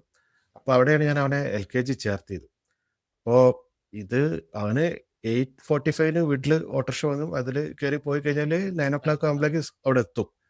പക്ഷേ ഇവനെ അതിന് റെഡിയാക്കാൻ വേണ്ടി നമ്മൾ 7 മണിക്ക് സ്റ്റാർട്ട് ചെയ്യണം. 7 മണിക്ക് ഇവൻ്റെ അടുത്ത് മസിൽ പിടിച്ച് നിന്നാലേ ഇവനെ 8:45 ഇവനെ ഓട്ടോറിക്ഷ കയറ്റി വിടാൻ പറ്റുള്ളൂ. എന്നിട്ട് അവനെ ഞങ്ങൾ കൊണ്ടുവന്നിട്ട്, അപ്പം അത് അവിടെ അറിയാലോ, കോഴിക്കോടാണ്, അത്ര വലിയ എന്താ പറയുക, ഭയങ്കര ഇതായിട്ടുള്ള സ്കൂളൊന്നുമല്ല. അപ്പം അവിടെ അവർ ഇംഗ്ലീഷ് മീഡിയം ആണെങ്കിലും യൂസ് ചെയ്ത ലാംഗ്വേജ് മലയാളമാണ്. അപ്പോൾ അവന് ഇംഗ്ലീഷിൽ ABCD എന്നൊക്കെ അറിയാനല്ലാണ്ട് അതിൻ്റെ അപ്പുറത്തേക്ക് അവന് കമ്മ്യൂണിക്കേറ്റ് ചെയ്യാൻ അറിയത്തില്ല. അപ്പോൾ അങ്ങനത്തെ ഒരു കുട്ടീനെ കൊണ്ടാണ് ഞങ്ങൾ ഇവിടെ ഓക്ലാൻഡിൽ വരുന്നത്. ഓക്ലാൻഡിൽ വന്ന് അവൻ്റെ ചേർത്ത സ്കൂളിൽ പറഞ്ഞു കഴിഞ്ഞാൽ അവൻ്റെ ക്ലാസ്സിൽ ഒരു മലയാളി കുട്ടി പോലും ഇല്ല. അവൻ്റെ ക്ലാസ്സിലുള്ളത് നോക്കുകയാണെന്ന് വെച്ചാൽ ഏകദേശം 23 രാജ്യങ്ങളിൽ നിന്നുള്ള കുട്ടികളുണ്ട്. അതായത് പലരും പല ലാംഗ്വേജാണ് ഇതാകുന്നത്. അപ്പോൾ അവനൊരു ഷോക്കായിരുന്നു. സ്കൂളിൽ പോയി കഴിഞ്ഞാൽ ഇവന് വാ തുറക്കാൻ പറ്റില്ല. ടീച്ചർ പിക്കപ്പ് എന്താണ് ചെയ്യും. പറയുന്നത് മനസ്സിലാവുന്നു. ഇവിടെ അവൻ ഓട്ടിസ്റ്റ് ഒരു ടേസ്റ്റ് 2-3 ആ മന്ത്സിൽ അവൻ സ്മാർട്ടായിട്ടുണ്ടാവും. അതെ. അതാണ് ഞാനും അതെ. സർപ്രൈസ് ആയി പോയത് അതാണ്. ഒരു 2-3 മന്ത്സ് കഴിഞ്ഞപ്പോഴേക്കും പുള്ളി അത് തന്നെ ഈ പറഞ്ഞ പോലെ പച്ചവെള്ളം പോലെ അവൻ ഇങ്ങനെ ഇംഗ്ലീഷ് മൾട്ടി സംസാരിക്കാൻ തുടങ്ങി. കൾച്ചറൽ ആയതുകൊണ്ട് തന്നെ ഇപ്പം എൻ്റെ മോൻ ഇവിടെ വന്നിട്ട് ഇടയ്ക്ക് അതെ. കൊറിയൻ ഭാഷ പറയും. അതായത് പറയുന്നത് അതങ്ങനെ ഫ്ലുവൻ്റായിട്ട് സംസാരിക്കുന്നില്ല ഞാൻ പറയണത്. അതായത് ഹൗ ആർ യു എന്നുള്ളതിന് കൊറിയയിൽ എന്താ പറയുക. ഇപ്പോൾ ഇന്ന് എന്തോ വിയറ്റ്നാമിൻ്റെ കാര്യം പറയുന്നുണ്ടായിരുന്നു. എന്തോ വിയറ്റ്നാമീസ് ഭാഷയിൽ ഇന്ന ഉം. കാര്യത്തിന് എന്താ പറയുക എന്നറിയോ എന്നൊക്കെ ചോദിച്ചിട്ട്, അത് എനിക്കറിയാൻ പാടില്ല. അപ്പോൾ ഇവരെ ക്ലാസ്സിൽ ആഹ്, അത് മാത്രല്ല, അവരെ ആ മേജർ എല്ലാം ഫെസ്റ്റിവൽസ്, എല്ലാം അറിയാം. പിന്നെ അവിടെ ഉപയോഗിക്കുന്ന എന്തൊക്കെയോ ആ ഈ ചോപ്സ്റ്റിക് ഒക്കെ അതെ പുള്ളി പഠിക്കുന്ന അവിടുന്നാണ്. ഈ ചോപ്സ്റ്റിക് കൊണ്ട് ഭക്ഷണം കഴിക്കുന്നത്. അപ്പോൾ നമ്മളും ഉം, പക്ഷേ റൈസാണല്ലോ അതെ കഴിക്കുന്നത്. നമ്മളെ കേരളത്തിന്റെ ഇതില് ഇപ്പം സ്കൂളിൽ വന്ന് ചോദിക്കും, നമ്മളെന്താ ചോപ്സ്റ്റിക് ഉപയോഗിക്കാത്തത്, അതെ. നമ്മളെന്താ കൈകൊണ്ട് കഴിക്കുന്നത്. അതേപോലെ ഇപ്പൊ ഇ- നമ്മളിപ്പോ പക്ഷെ അത് ഈവൻ കുട്ടികൾക്ക് കിട്ടുന്ന പുറത്ത് പോയി എക്സ്പീരിയൻസ് ഫുഡ് പറഞ്ഞു കഴിക്കുമ്പോൾ കഴിഞ്ഞാല് പോലും ഇപ്പൊ നെക്സ്റ്റ് നമ്മളിപ്പോ ലെവലാ. മോളിൽ പോവുകയാണ്, അവിടുന്ന് കഫറ്റീരിയയിൽ പോയി ഫുഡ് കഴിക്കുകയാണെങ്കിൽ ഞാൻ ഓർഡർ ചെയ്യുന്ന മിക്കവാറും ഒന്നെങ്കിൽ എന്തെങ്കിലും സലാഡ്, അല്ലെങ്കിൽ ഈ ബർഗർ പോലത്തെ എന്തെങ്കിലും. അതായത് നമുക്ക് ഞാൻ ആ ഒരു രീതിയിലാണ് ഞാൻ മിക്കവാറും ഓർഡർ ചെയ്യല്. പക്ഷേ ഇവന്മാര് ഓരോ സാധനം അങ്ങോട്ട് പോയിട്ട് എക്സ്പ്ലോർ ചെയ്യില്ല. ഈ കൊറിയൻ ഫുഡ്, പിന്നെ ഗ്രീക്ക്, പിന്നെ ഈ പറഞ്ഞ പോലെ എന്താണ് ഈ കുറേ ഏഷ്യൻ തന്നെ കുറേ ഡിഫറെൻറ്റ് വെറൈറ്റീസ് ഉണ്ടല്ലോ. അപ്പോൾ ഇവനിപ്പോൾ ഈ ജാപ്പനീസ് ഫുഡൊക്കെ ഇവന് ഭയങ്കര താല്പര്യമാണ്. അപ്പോൾ അവർ വളരുന്ന, അതായത് സ്കൂളിൽ വളരുന്നതിൻ്റെ ആ ഒരു ഡിഫറൻസാണ്. അതായത് പല കൾച്ചറും അഡാപ്റ്റ് ചെയ്യാൻ, പല ഫുഡ് കൾച്ചർ വരെ അഡാപ്റ്റ് ചെയ്യാൻ അവർക്ക് ഈസി ആയിട്ട് പറ്റുന്നുണ്ട്. എനിക്ക് ആക്ച്വലി ഞാൻ പക്ഷെ ഈ സിറ്റുവേഷനിൽ നമ്മൾ എങ്ങനെ തിരിച്ച് അതാണ് നാട്ടിലോട്ട് വരും, നാട്ടിൽ പോയി അതാണ് കഴിഞ്ഞാൽ ക്വസ്റ്റ്യൻ. ആക്ച്വലി ഇത്രയും നമ്മൾ വലിയ ഫേസ് ചെയ്യാൻ ചാലഞ്ച്. പോകുന്ന ഒരു, നമ്മളല്ല ഈ നാട്ടിലേക്ക്, അതായത് ഇപ്പം നമ്മുടെ ഈ പോഡ്കാസ്റ്റ്, ആക്ച്വലി നമ്മുടെ ഈ പോഡ്കാസ്റ്റ് നമ്മൾ ഉദ്ദേശിക്കുന്നത് തന്നെ നാട്ടിലേക്ക് റിട്ടേൺ ചെയ്യാൻ ഉദ്ദേശിക്കുന്ന NRIs, അവരുടെ ചിന്തകളും നമ്മൾ പോകാൻ പോകുന്ന ആ ഒരു ജേണി ഉണ്ടല്ലോ. അതായത് നമ്മളിപ്പം നമുക്കും ഈ ചിന്ത തുടങ്ങി, അതായത് തിരിച്ച് നാട്ടിൽ പോയി സെറ്റിൽ ആവണം എന്നൊക്കെയുള്ളൊരു ചിന്ത നമുക്കും തുടങ്ങി. അപ്പം നമ്മളിനി അതായത് ഞാൻ ഏകദേശം ആ, 100% തീരുമാനിച്ചു. അപ്പോൾ ഞാൻ നാട്ടിലേക്ക് പോണ ആ ഒരു ജേണി ഉണ്ടല്ലോ, അത് റെക്കോർഡ് നമ്മൾ ചെയ്യുക, ഡോക്യുമെന്റ് റെക്കോർഡിങ്ങിലേക്ക് ചെയ്യുകയാണെങ്കിൽ, റെക്കോർഡ് ചെയ്യുകയാണെന്ന് വെച്ചാൽ അത് എന്തൊക്കെ ചാലഞ്ചസ് ആണ്, എന്തൊക്കെ ഇൻഫർമേഷനാണ് ഞാൻ ഗ്യാദർ ചെയ്യുന്നത്. അപ്പോൾ അതൊരു അതെ. കാരണം ഡോക്യുമെന്റ് ആയിട്ട് ഇത് നമുക്കൊരു വളരെ പബ്ലിക് ഡൊമൈനിൽ ഇടാണെങ്കിൽ ഹെൽപ്ഫുൾ ആയിരിക്കും, ബാക്കിയുള്ളവർക്ക് ഒരു ആർക്കെങ്കിലും ഹെൽപ്ഫുൾ ആയിരിക്കും. കാരണം അടുത്തൊരു 5 ഉം, കൊല്ലത്തിൽ, അതായത് ഒരു 2030 2031 ഉം, ഒക്കെ ആകുമ്പോഴേക്കും ഈ നാട്ടിലേക്കുള്ള റിട്ടേണീസിൻ്റെ പെർസെൻറ്റേജ് വളരെ കൂടും. കാര്യം ഈ അടുത്തൊരു 5 കൊല്ലത്തേക്ക് അതെ ഉള്ള ആൾക്കാർക്ക് വേണ്ടിയിട്ടാണ് ആക്ച്വലി നമ്മളിപ്പോൾ സംസാരിക്കുന്നത് തന്നെ. അതായത് ഇപ്പം ഇന്നിപ്പം ഉം, കാനഡയിൽ ജീവിക്കുന്നവർക്കോ, അല്ലെ ഇന്നലെ ഇവിടുന്ന് ഇന്ത്യയിൽ പോയവർക്കോ, അല്ലെ ഇന്നലെ ഇവിടുന്ന് ഇങ്ങോട്ട് വന്നവർക്കോ ഒരു പക്ഷേ ഇത് റിലേറ്റ് ചെയ്യാൻ പറ്റിയെന്ന് വരില്ല. അതായത് ഇവന്മാരെന്തായി അതെ സംസാരിച്ചുകൊണ്ടിരിക്കണേ എന്നുള്ളതൊക്കെ ആയിരിക്കും ചിലപ്പം അവർക്ക് തോന്നുക. കാര്യം ഇവിടെ എന്തിനാ നമ്മൾ നാട്ടിൽ പോകേണ്ട ആവശ്യം. അപ്പോൾ ഫോർ എക്സാമ്പിൾ ഇപ്പോൾ 30 കൊല്ലമായിട്ട് 40 കൊല്ലമായിട്ടൊക്കെ ഇവിടെ ജീവിക്കുന്ന ആൾക്കാരുണ്ട്, 20 കൊല്ലമായിട്ട് ജീവിക്കുന്ന ആൾക്കാരുണ്ട്. അവരൊക്കെ ചിലപ്പം ചിന്തിക്കുന്നുണ്ടാവും, നാട്ടിൽ പോകേണ്ട ഗതികേടൊന്നും ഇല്ല, അതെ. നമുക്ക് ഇവിടെ തന്നെ സെറ്റിൽ ആവേണ്ട ആവശ്യമുള്ളൂ എന്ന് ചിന്തിക്കുന്ന ഉം. ആൾക്കാരുണ്ടാവും. പക്ഷേ എങ്കിൽ അത് മാത്രല്ല, അവിടെ ആ റിലേഷൻഷിപ്പ് അതെ, ഒക്കെ നശിച്ചു ഡിറ്റാച്ച്ഡ് പോയിട്ടുണ്ടാവും. 30 കൊല്ലം ആയിട്ടുണ്ടാവും എന്നൊക്കെ പറഞ്ഞു ഓൾമോസ്റ്റ്. കഴിഞ്ഞാൽ പിന്നെ നാട്ടിലാ. പക്ഷേങ്കിൽ ഞാൻ അതെ. ഇവിടുന്ന് കണ്ടിട്ടുണ്ട്, 12 കൊല്ലം ഇവിടെ നിന്നിട്ട് തിരിച്ച് നാട്ടിൽ പോയ ആൾക്കാരെയൊക്കെ ഞാൻ ഇവിടുന്ന് കണ്ടിട്ടുണ്ട്. ഓക്കെ, അപ്പോൾ ആൾക്കാർ പോകുന്നുണ്ട്. പക്ഷേ ഇപ്പം അതിൻ്റെ പെർസെൻറ്റേജ് വളരെ ഒരു നീഷ് കാറ്റഗറിയെ പോകുന്നുള്ളൂ. പക്ഷേങ്കിൽ അടുത്തൊരു 5 കൊല്ലത്തിൽ ഇതൊരു നോർമൽ സംഭവമായി മാറാൻ പോവുകയാണ്. അതായത് ഈ തിരിച്ചു പോക്ക് എന്ന് പറയുന്നത്. കാരണം അതിന് പല റീസൺസും ഉണ്ട്. ഇവിടുത്തെ സിറ്റുവേഷൻസ് മാത്രമല്ല, ഇപ്പം നമ്മുടെ അതെ. നാടിൻ്റെ സിറ്റുവേഷൻസ്, അതായത് നാട്ടിലിപ്പം ഓപ്പർച്യൂണിറ്റീസ് കൂടി തുടങ്ങി. നമ്മുടെ നാട് ഭയങ്കര ഡെവലപ്പിംഗ് ആണ് ഇപ്പം.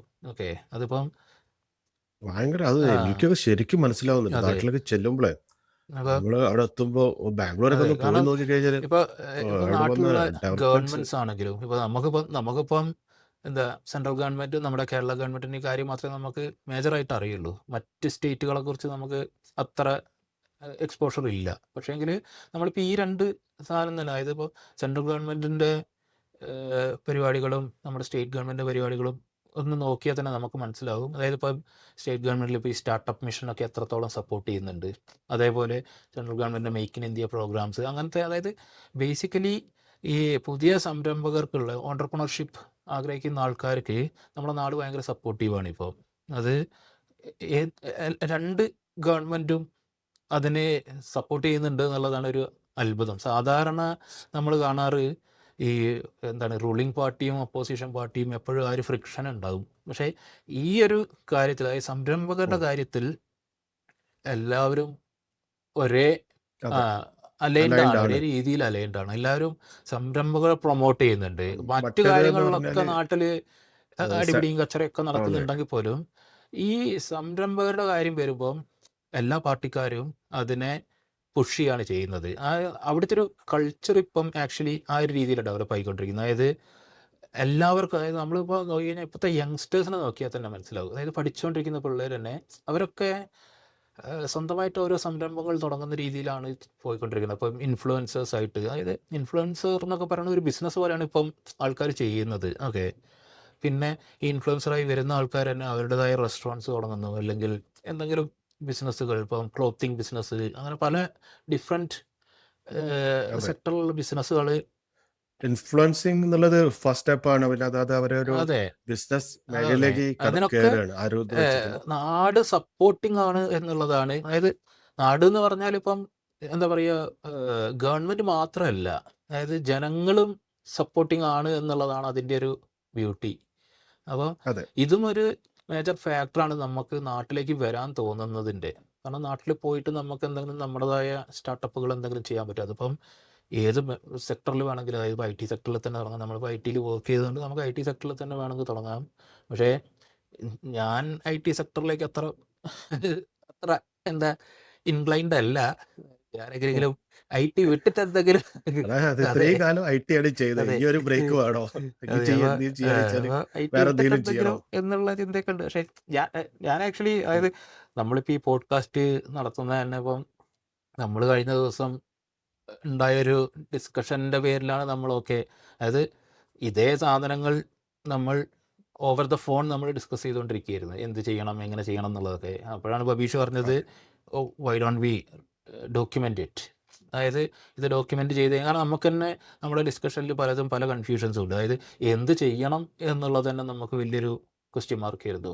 അപ്പോൾ നമ്മൾ അതെ. എന്താണോ നമ്മുടെ ജേണി അത് ഡോക്യുമെൻ്റ് ചെയ്തിട്ട് കഴിഞ്ഞാൽ, കാരണം നമ്മൾ ഒബ്വിയസ്ലി അടുത്ത 5 കൊല്ലത്തേക്കുള്ള, അല്ലെങ്കിൽ ഒരു 5 കൊല്ലം കഴിയുമ്പോഴുള്ള ആൾക്കാർക്ക് വേണ്ടിയിട്ടുള്ള ഒരു ജേണിയാണ് നമ്മളിവിടെ പ്ലാൻ ചെയ്യുന്നത് ആക്ച്വലി. അപ്പം നമ്മൾ പോയ വഴി, അതിൽ എന്തൊക്കെ നമ്മൾ ഫേസ് ചെയ്തു, എന്തൊക്കെ ചാലഞ്ചസ് ഫേസ് ചെയ്തു, എന്തൊക്കെ കാര്യങ്ങൾ സ്മൂത്തായിരുന്നു എന്നുള്ളതൊക്കെ ഒരു തേർഡ് പേഴ്സണിന് അതെ. അറിയാൻ പറ്റിയാൽ അയാളുടെ ജേണി കുറച്ചും കൂടി ഈസിയർ ആയിരിക്കും. അത് അതെ. ആ, ഈസി ആയിരിക്കും. പക്ഷെ അവർക്ക് അതെ, ആ ഹാഡിൽസ് ഒക്കെ അതെ. അപ്പം ഒഴിവാക്കാം. ഞാനിപ്പോൾ അങ്ങനെ. ആക്ച്വലി ഞാൻ തന്നെ യൂട്യൂബിലൊക്കെ കയറിയിട്ട് ഇങ്ങനെ NRI റിട്ടേൺസ് എന്നൊക്കെ പറഞ്ഞ് സെർച്ച് ചെയ്ത് നോക്കുമ്പോൾ ഇങ്ങനെ ഒരു കണ്ടന്റ് ആയിട്ട് എനിക്ക് ഇതിനകത്ത് അത്ര അധികം കാണാൻ പറ്റുന്നില്ല. അതായത് ഒരു ഫുൾ ജേണി ആയിട്ട്.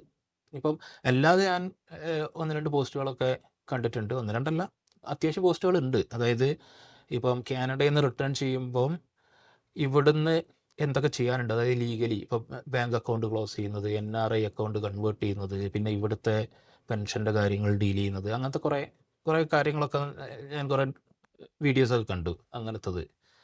പക്ഷേങ്കിൽ എനിക്കതല്ല വേണ്ടത്. എനിക്ക് വേണ്ടത്, അതായത് ഇവിടുന്ന് പോവാൻ വേണ്ടി മാനസികമായി ഉം. ചിന്തിക്കുന്ന ഒരാൾക്ക് നാട്ടിൽ പോയാൽ എന്ത് ചെയ്യാം എന്നുള്ളത്.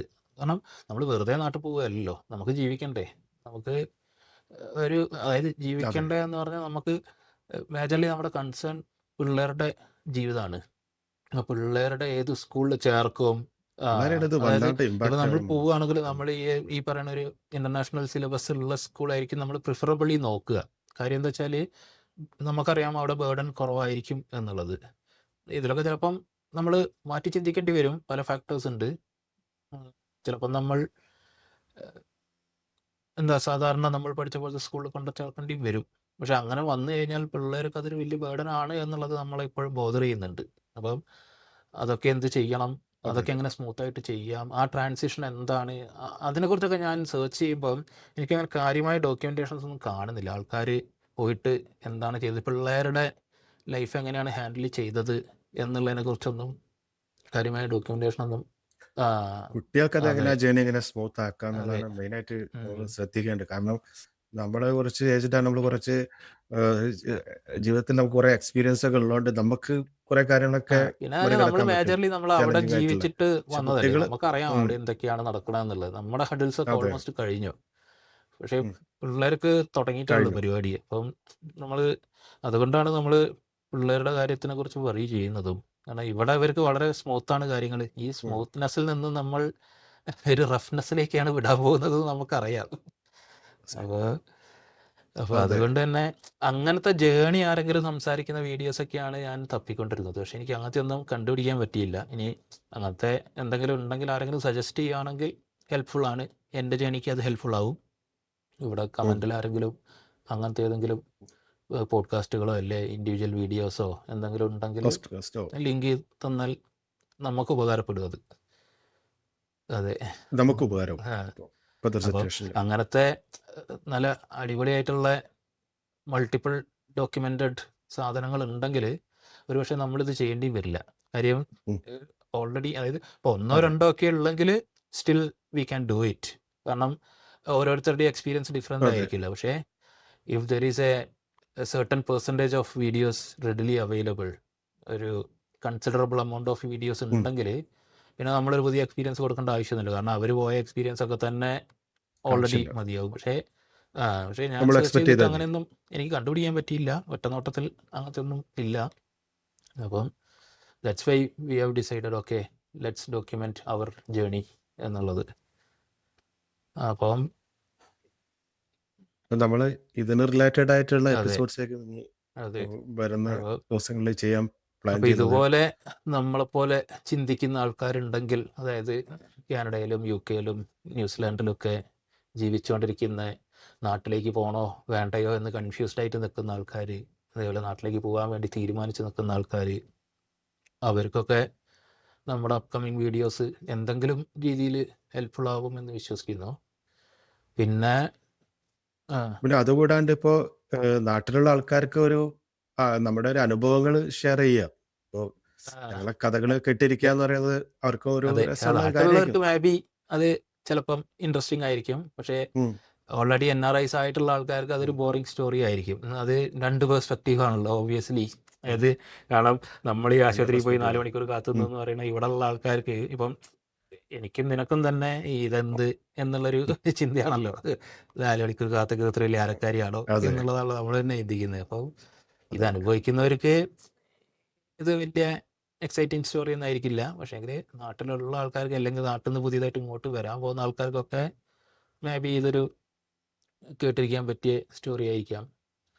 പിന്നെ പറഞ്ഞാൽ നമ്മളിപ്പം റിട്ടേണിനെ കുറിച്ച് ഡിസ്കസ് ചെയ്യുന്നത് കൊണ്ട് നാട്ടിൽ നിന്ന് ഇങ്ങോട്ട് വരാൻ ആഗ്രഹിക്കുന്ന ആൾക്കാർക്ക് ഡീമോട്ടിവേറ്റഡ് ആവേണ്ട ആവശ്യമൊന്നുമില്ല. അതായത് അതിൻ്റെ ആവശ്യമില്ല. അതിന്റെ കാരണം ആവശ്യമില്ല. കാരണം ഓരോരുത്തരെയും ഞാനിപ്പോൾ ഇങ്ങോട്ട് വന്നത് എനിക്കൊരു ലൊക്കേഷൻ ചേഞ്ച് വേണം എന്നുള്ളൊരു അതിയായ ആഗ്രഹം കൊണ്ടാണല്ലോ. അപ്പോൾ അതുപോലെ ചിന്തിക്കുന്ന, അതായത് എന്തെങ്കിലും ഒരു റീസൺ കൊണ്ടായിരിക്കും ആൾക്കാർ ഇങ്ങോട്ട് വരുന്നത്. മനസ്സിലായില്ലേ? അപ്പോൾ അവർക്ക് ഒരിക്കലും അതെ നമ്മുടെ ഈ ഡിസ്കഷൻ ഒരു ഡീമോട്ടിവേഷൻ ആയിട്ട് എടുക്കേണ്ട ആവശ്യമൊന്നുമില്ല. നിങ്ങൾ ഡിപ്യൂട്ടേഷൻ കാരണം ആക്കി എടുക്കേണ്ട നിങ്ങൾ കാര്യമേ ഇല്ല. എന്ത് റീസൺ കൊണ്ടാണോ നിങ്ങൾ പുറത്തേക്ക് വരാൻ ആഗ്രഹിക്കുന്നത് അത് ഫോക്കസ് ചെയ്ത് പുറത്തേക്ക് വരിക.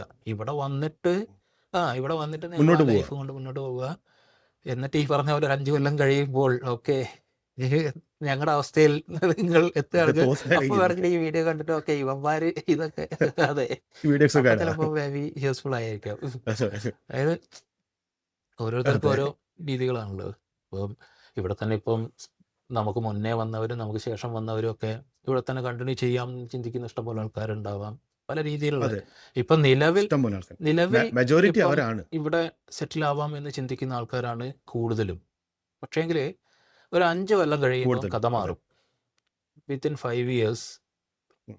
ഇവിടുത്തെ കാര്യങ്ങളും, അതായത് ഇവിടെ ഇപ്പം തന്നെ അതായത് ഓപ്പർച്യൂണിറ്റീസ് ഒക്കെ ഭയങ്കര കോമ്പീറ്റിംഗ് ആണ്. കാര്യം എന്താ വളരെ വെച്ചാൽ കുറഞ്ഞു. പണ്ട് കാനഡയിൽ വരുന്ന ആൾക്കാർക്കൊക്കെ എന്ന് പറഞ്ഞാൽ വരുന്നു, കുറച്ച് ദിവസത്തിനുള്ളിൽ തന്നെ ജോലിക്ക് കയറുന്നു. ഇവിടുത്തെ ജോബൊന്നും പിന്നെ അത്ര എന്താ പറയുക വീട് വാങ്ങുന്നു. ഹെക്ടിക് അല്ലല്ലോ. അതായത് നാട്ടിലെ പോലെ 24 മണിക്കൂറും പണിയെടുക്കേണ്ട ആവശ്യമൊന്നുമില്ലല്ലോ. ഇവിടെ 9 to 5 ആണ് 9 to 5. പിന്നെ ഇവിടെ നമുക്ക് ഫ്ലെക്സിബിൾ ആണല്ലോ. അതായത് 4 മണിക്കൂർ ഒരു കമ്പനിയിലും 4 മണിക്കൂർ വേറെ കമ്പനിയിലും വേണം, അങ്ങനെയും ചെയ്യാമല്ലോ. അപ്പം പണ്ടൊക്കെ ഇവിടെ വരുന്ന ആൾക്കാർക്ക് അങ്ങനത്തെ ഫ്ലെക്സിബിലിറ്റീസും ജോബ് ഒരു ടഫർ സിറ്റുവേഷൻ ആയിരുന്നില്ല. പക്ഷേ ഇപ്പം പിന്നെ ഹൗസിംഗ് ഒക്കെ വളരെ പണ്ട് അതെ. അഫോർഡബിൾ ആയിരുന്നു. കാരണം ഹൗസിംഗ് ഞാനിവിടെ ചീപ്പായിരുന്നു വന്നപ്പോൾ എന്ന് എന്നെ പറയാം. ഹോസ്റ്റ് ചെയ്തത് എൻ്റെ ഒരു സുഹൃത്തുണ്ട്. അതായത് എൻ്റെ പണ്ട് മുതലുള്ള ഒരു കൊച്ചിയിലുണ്ടായിരുന്ന ഒരു സുഹൃത്ത്.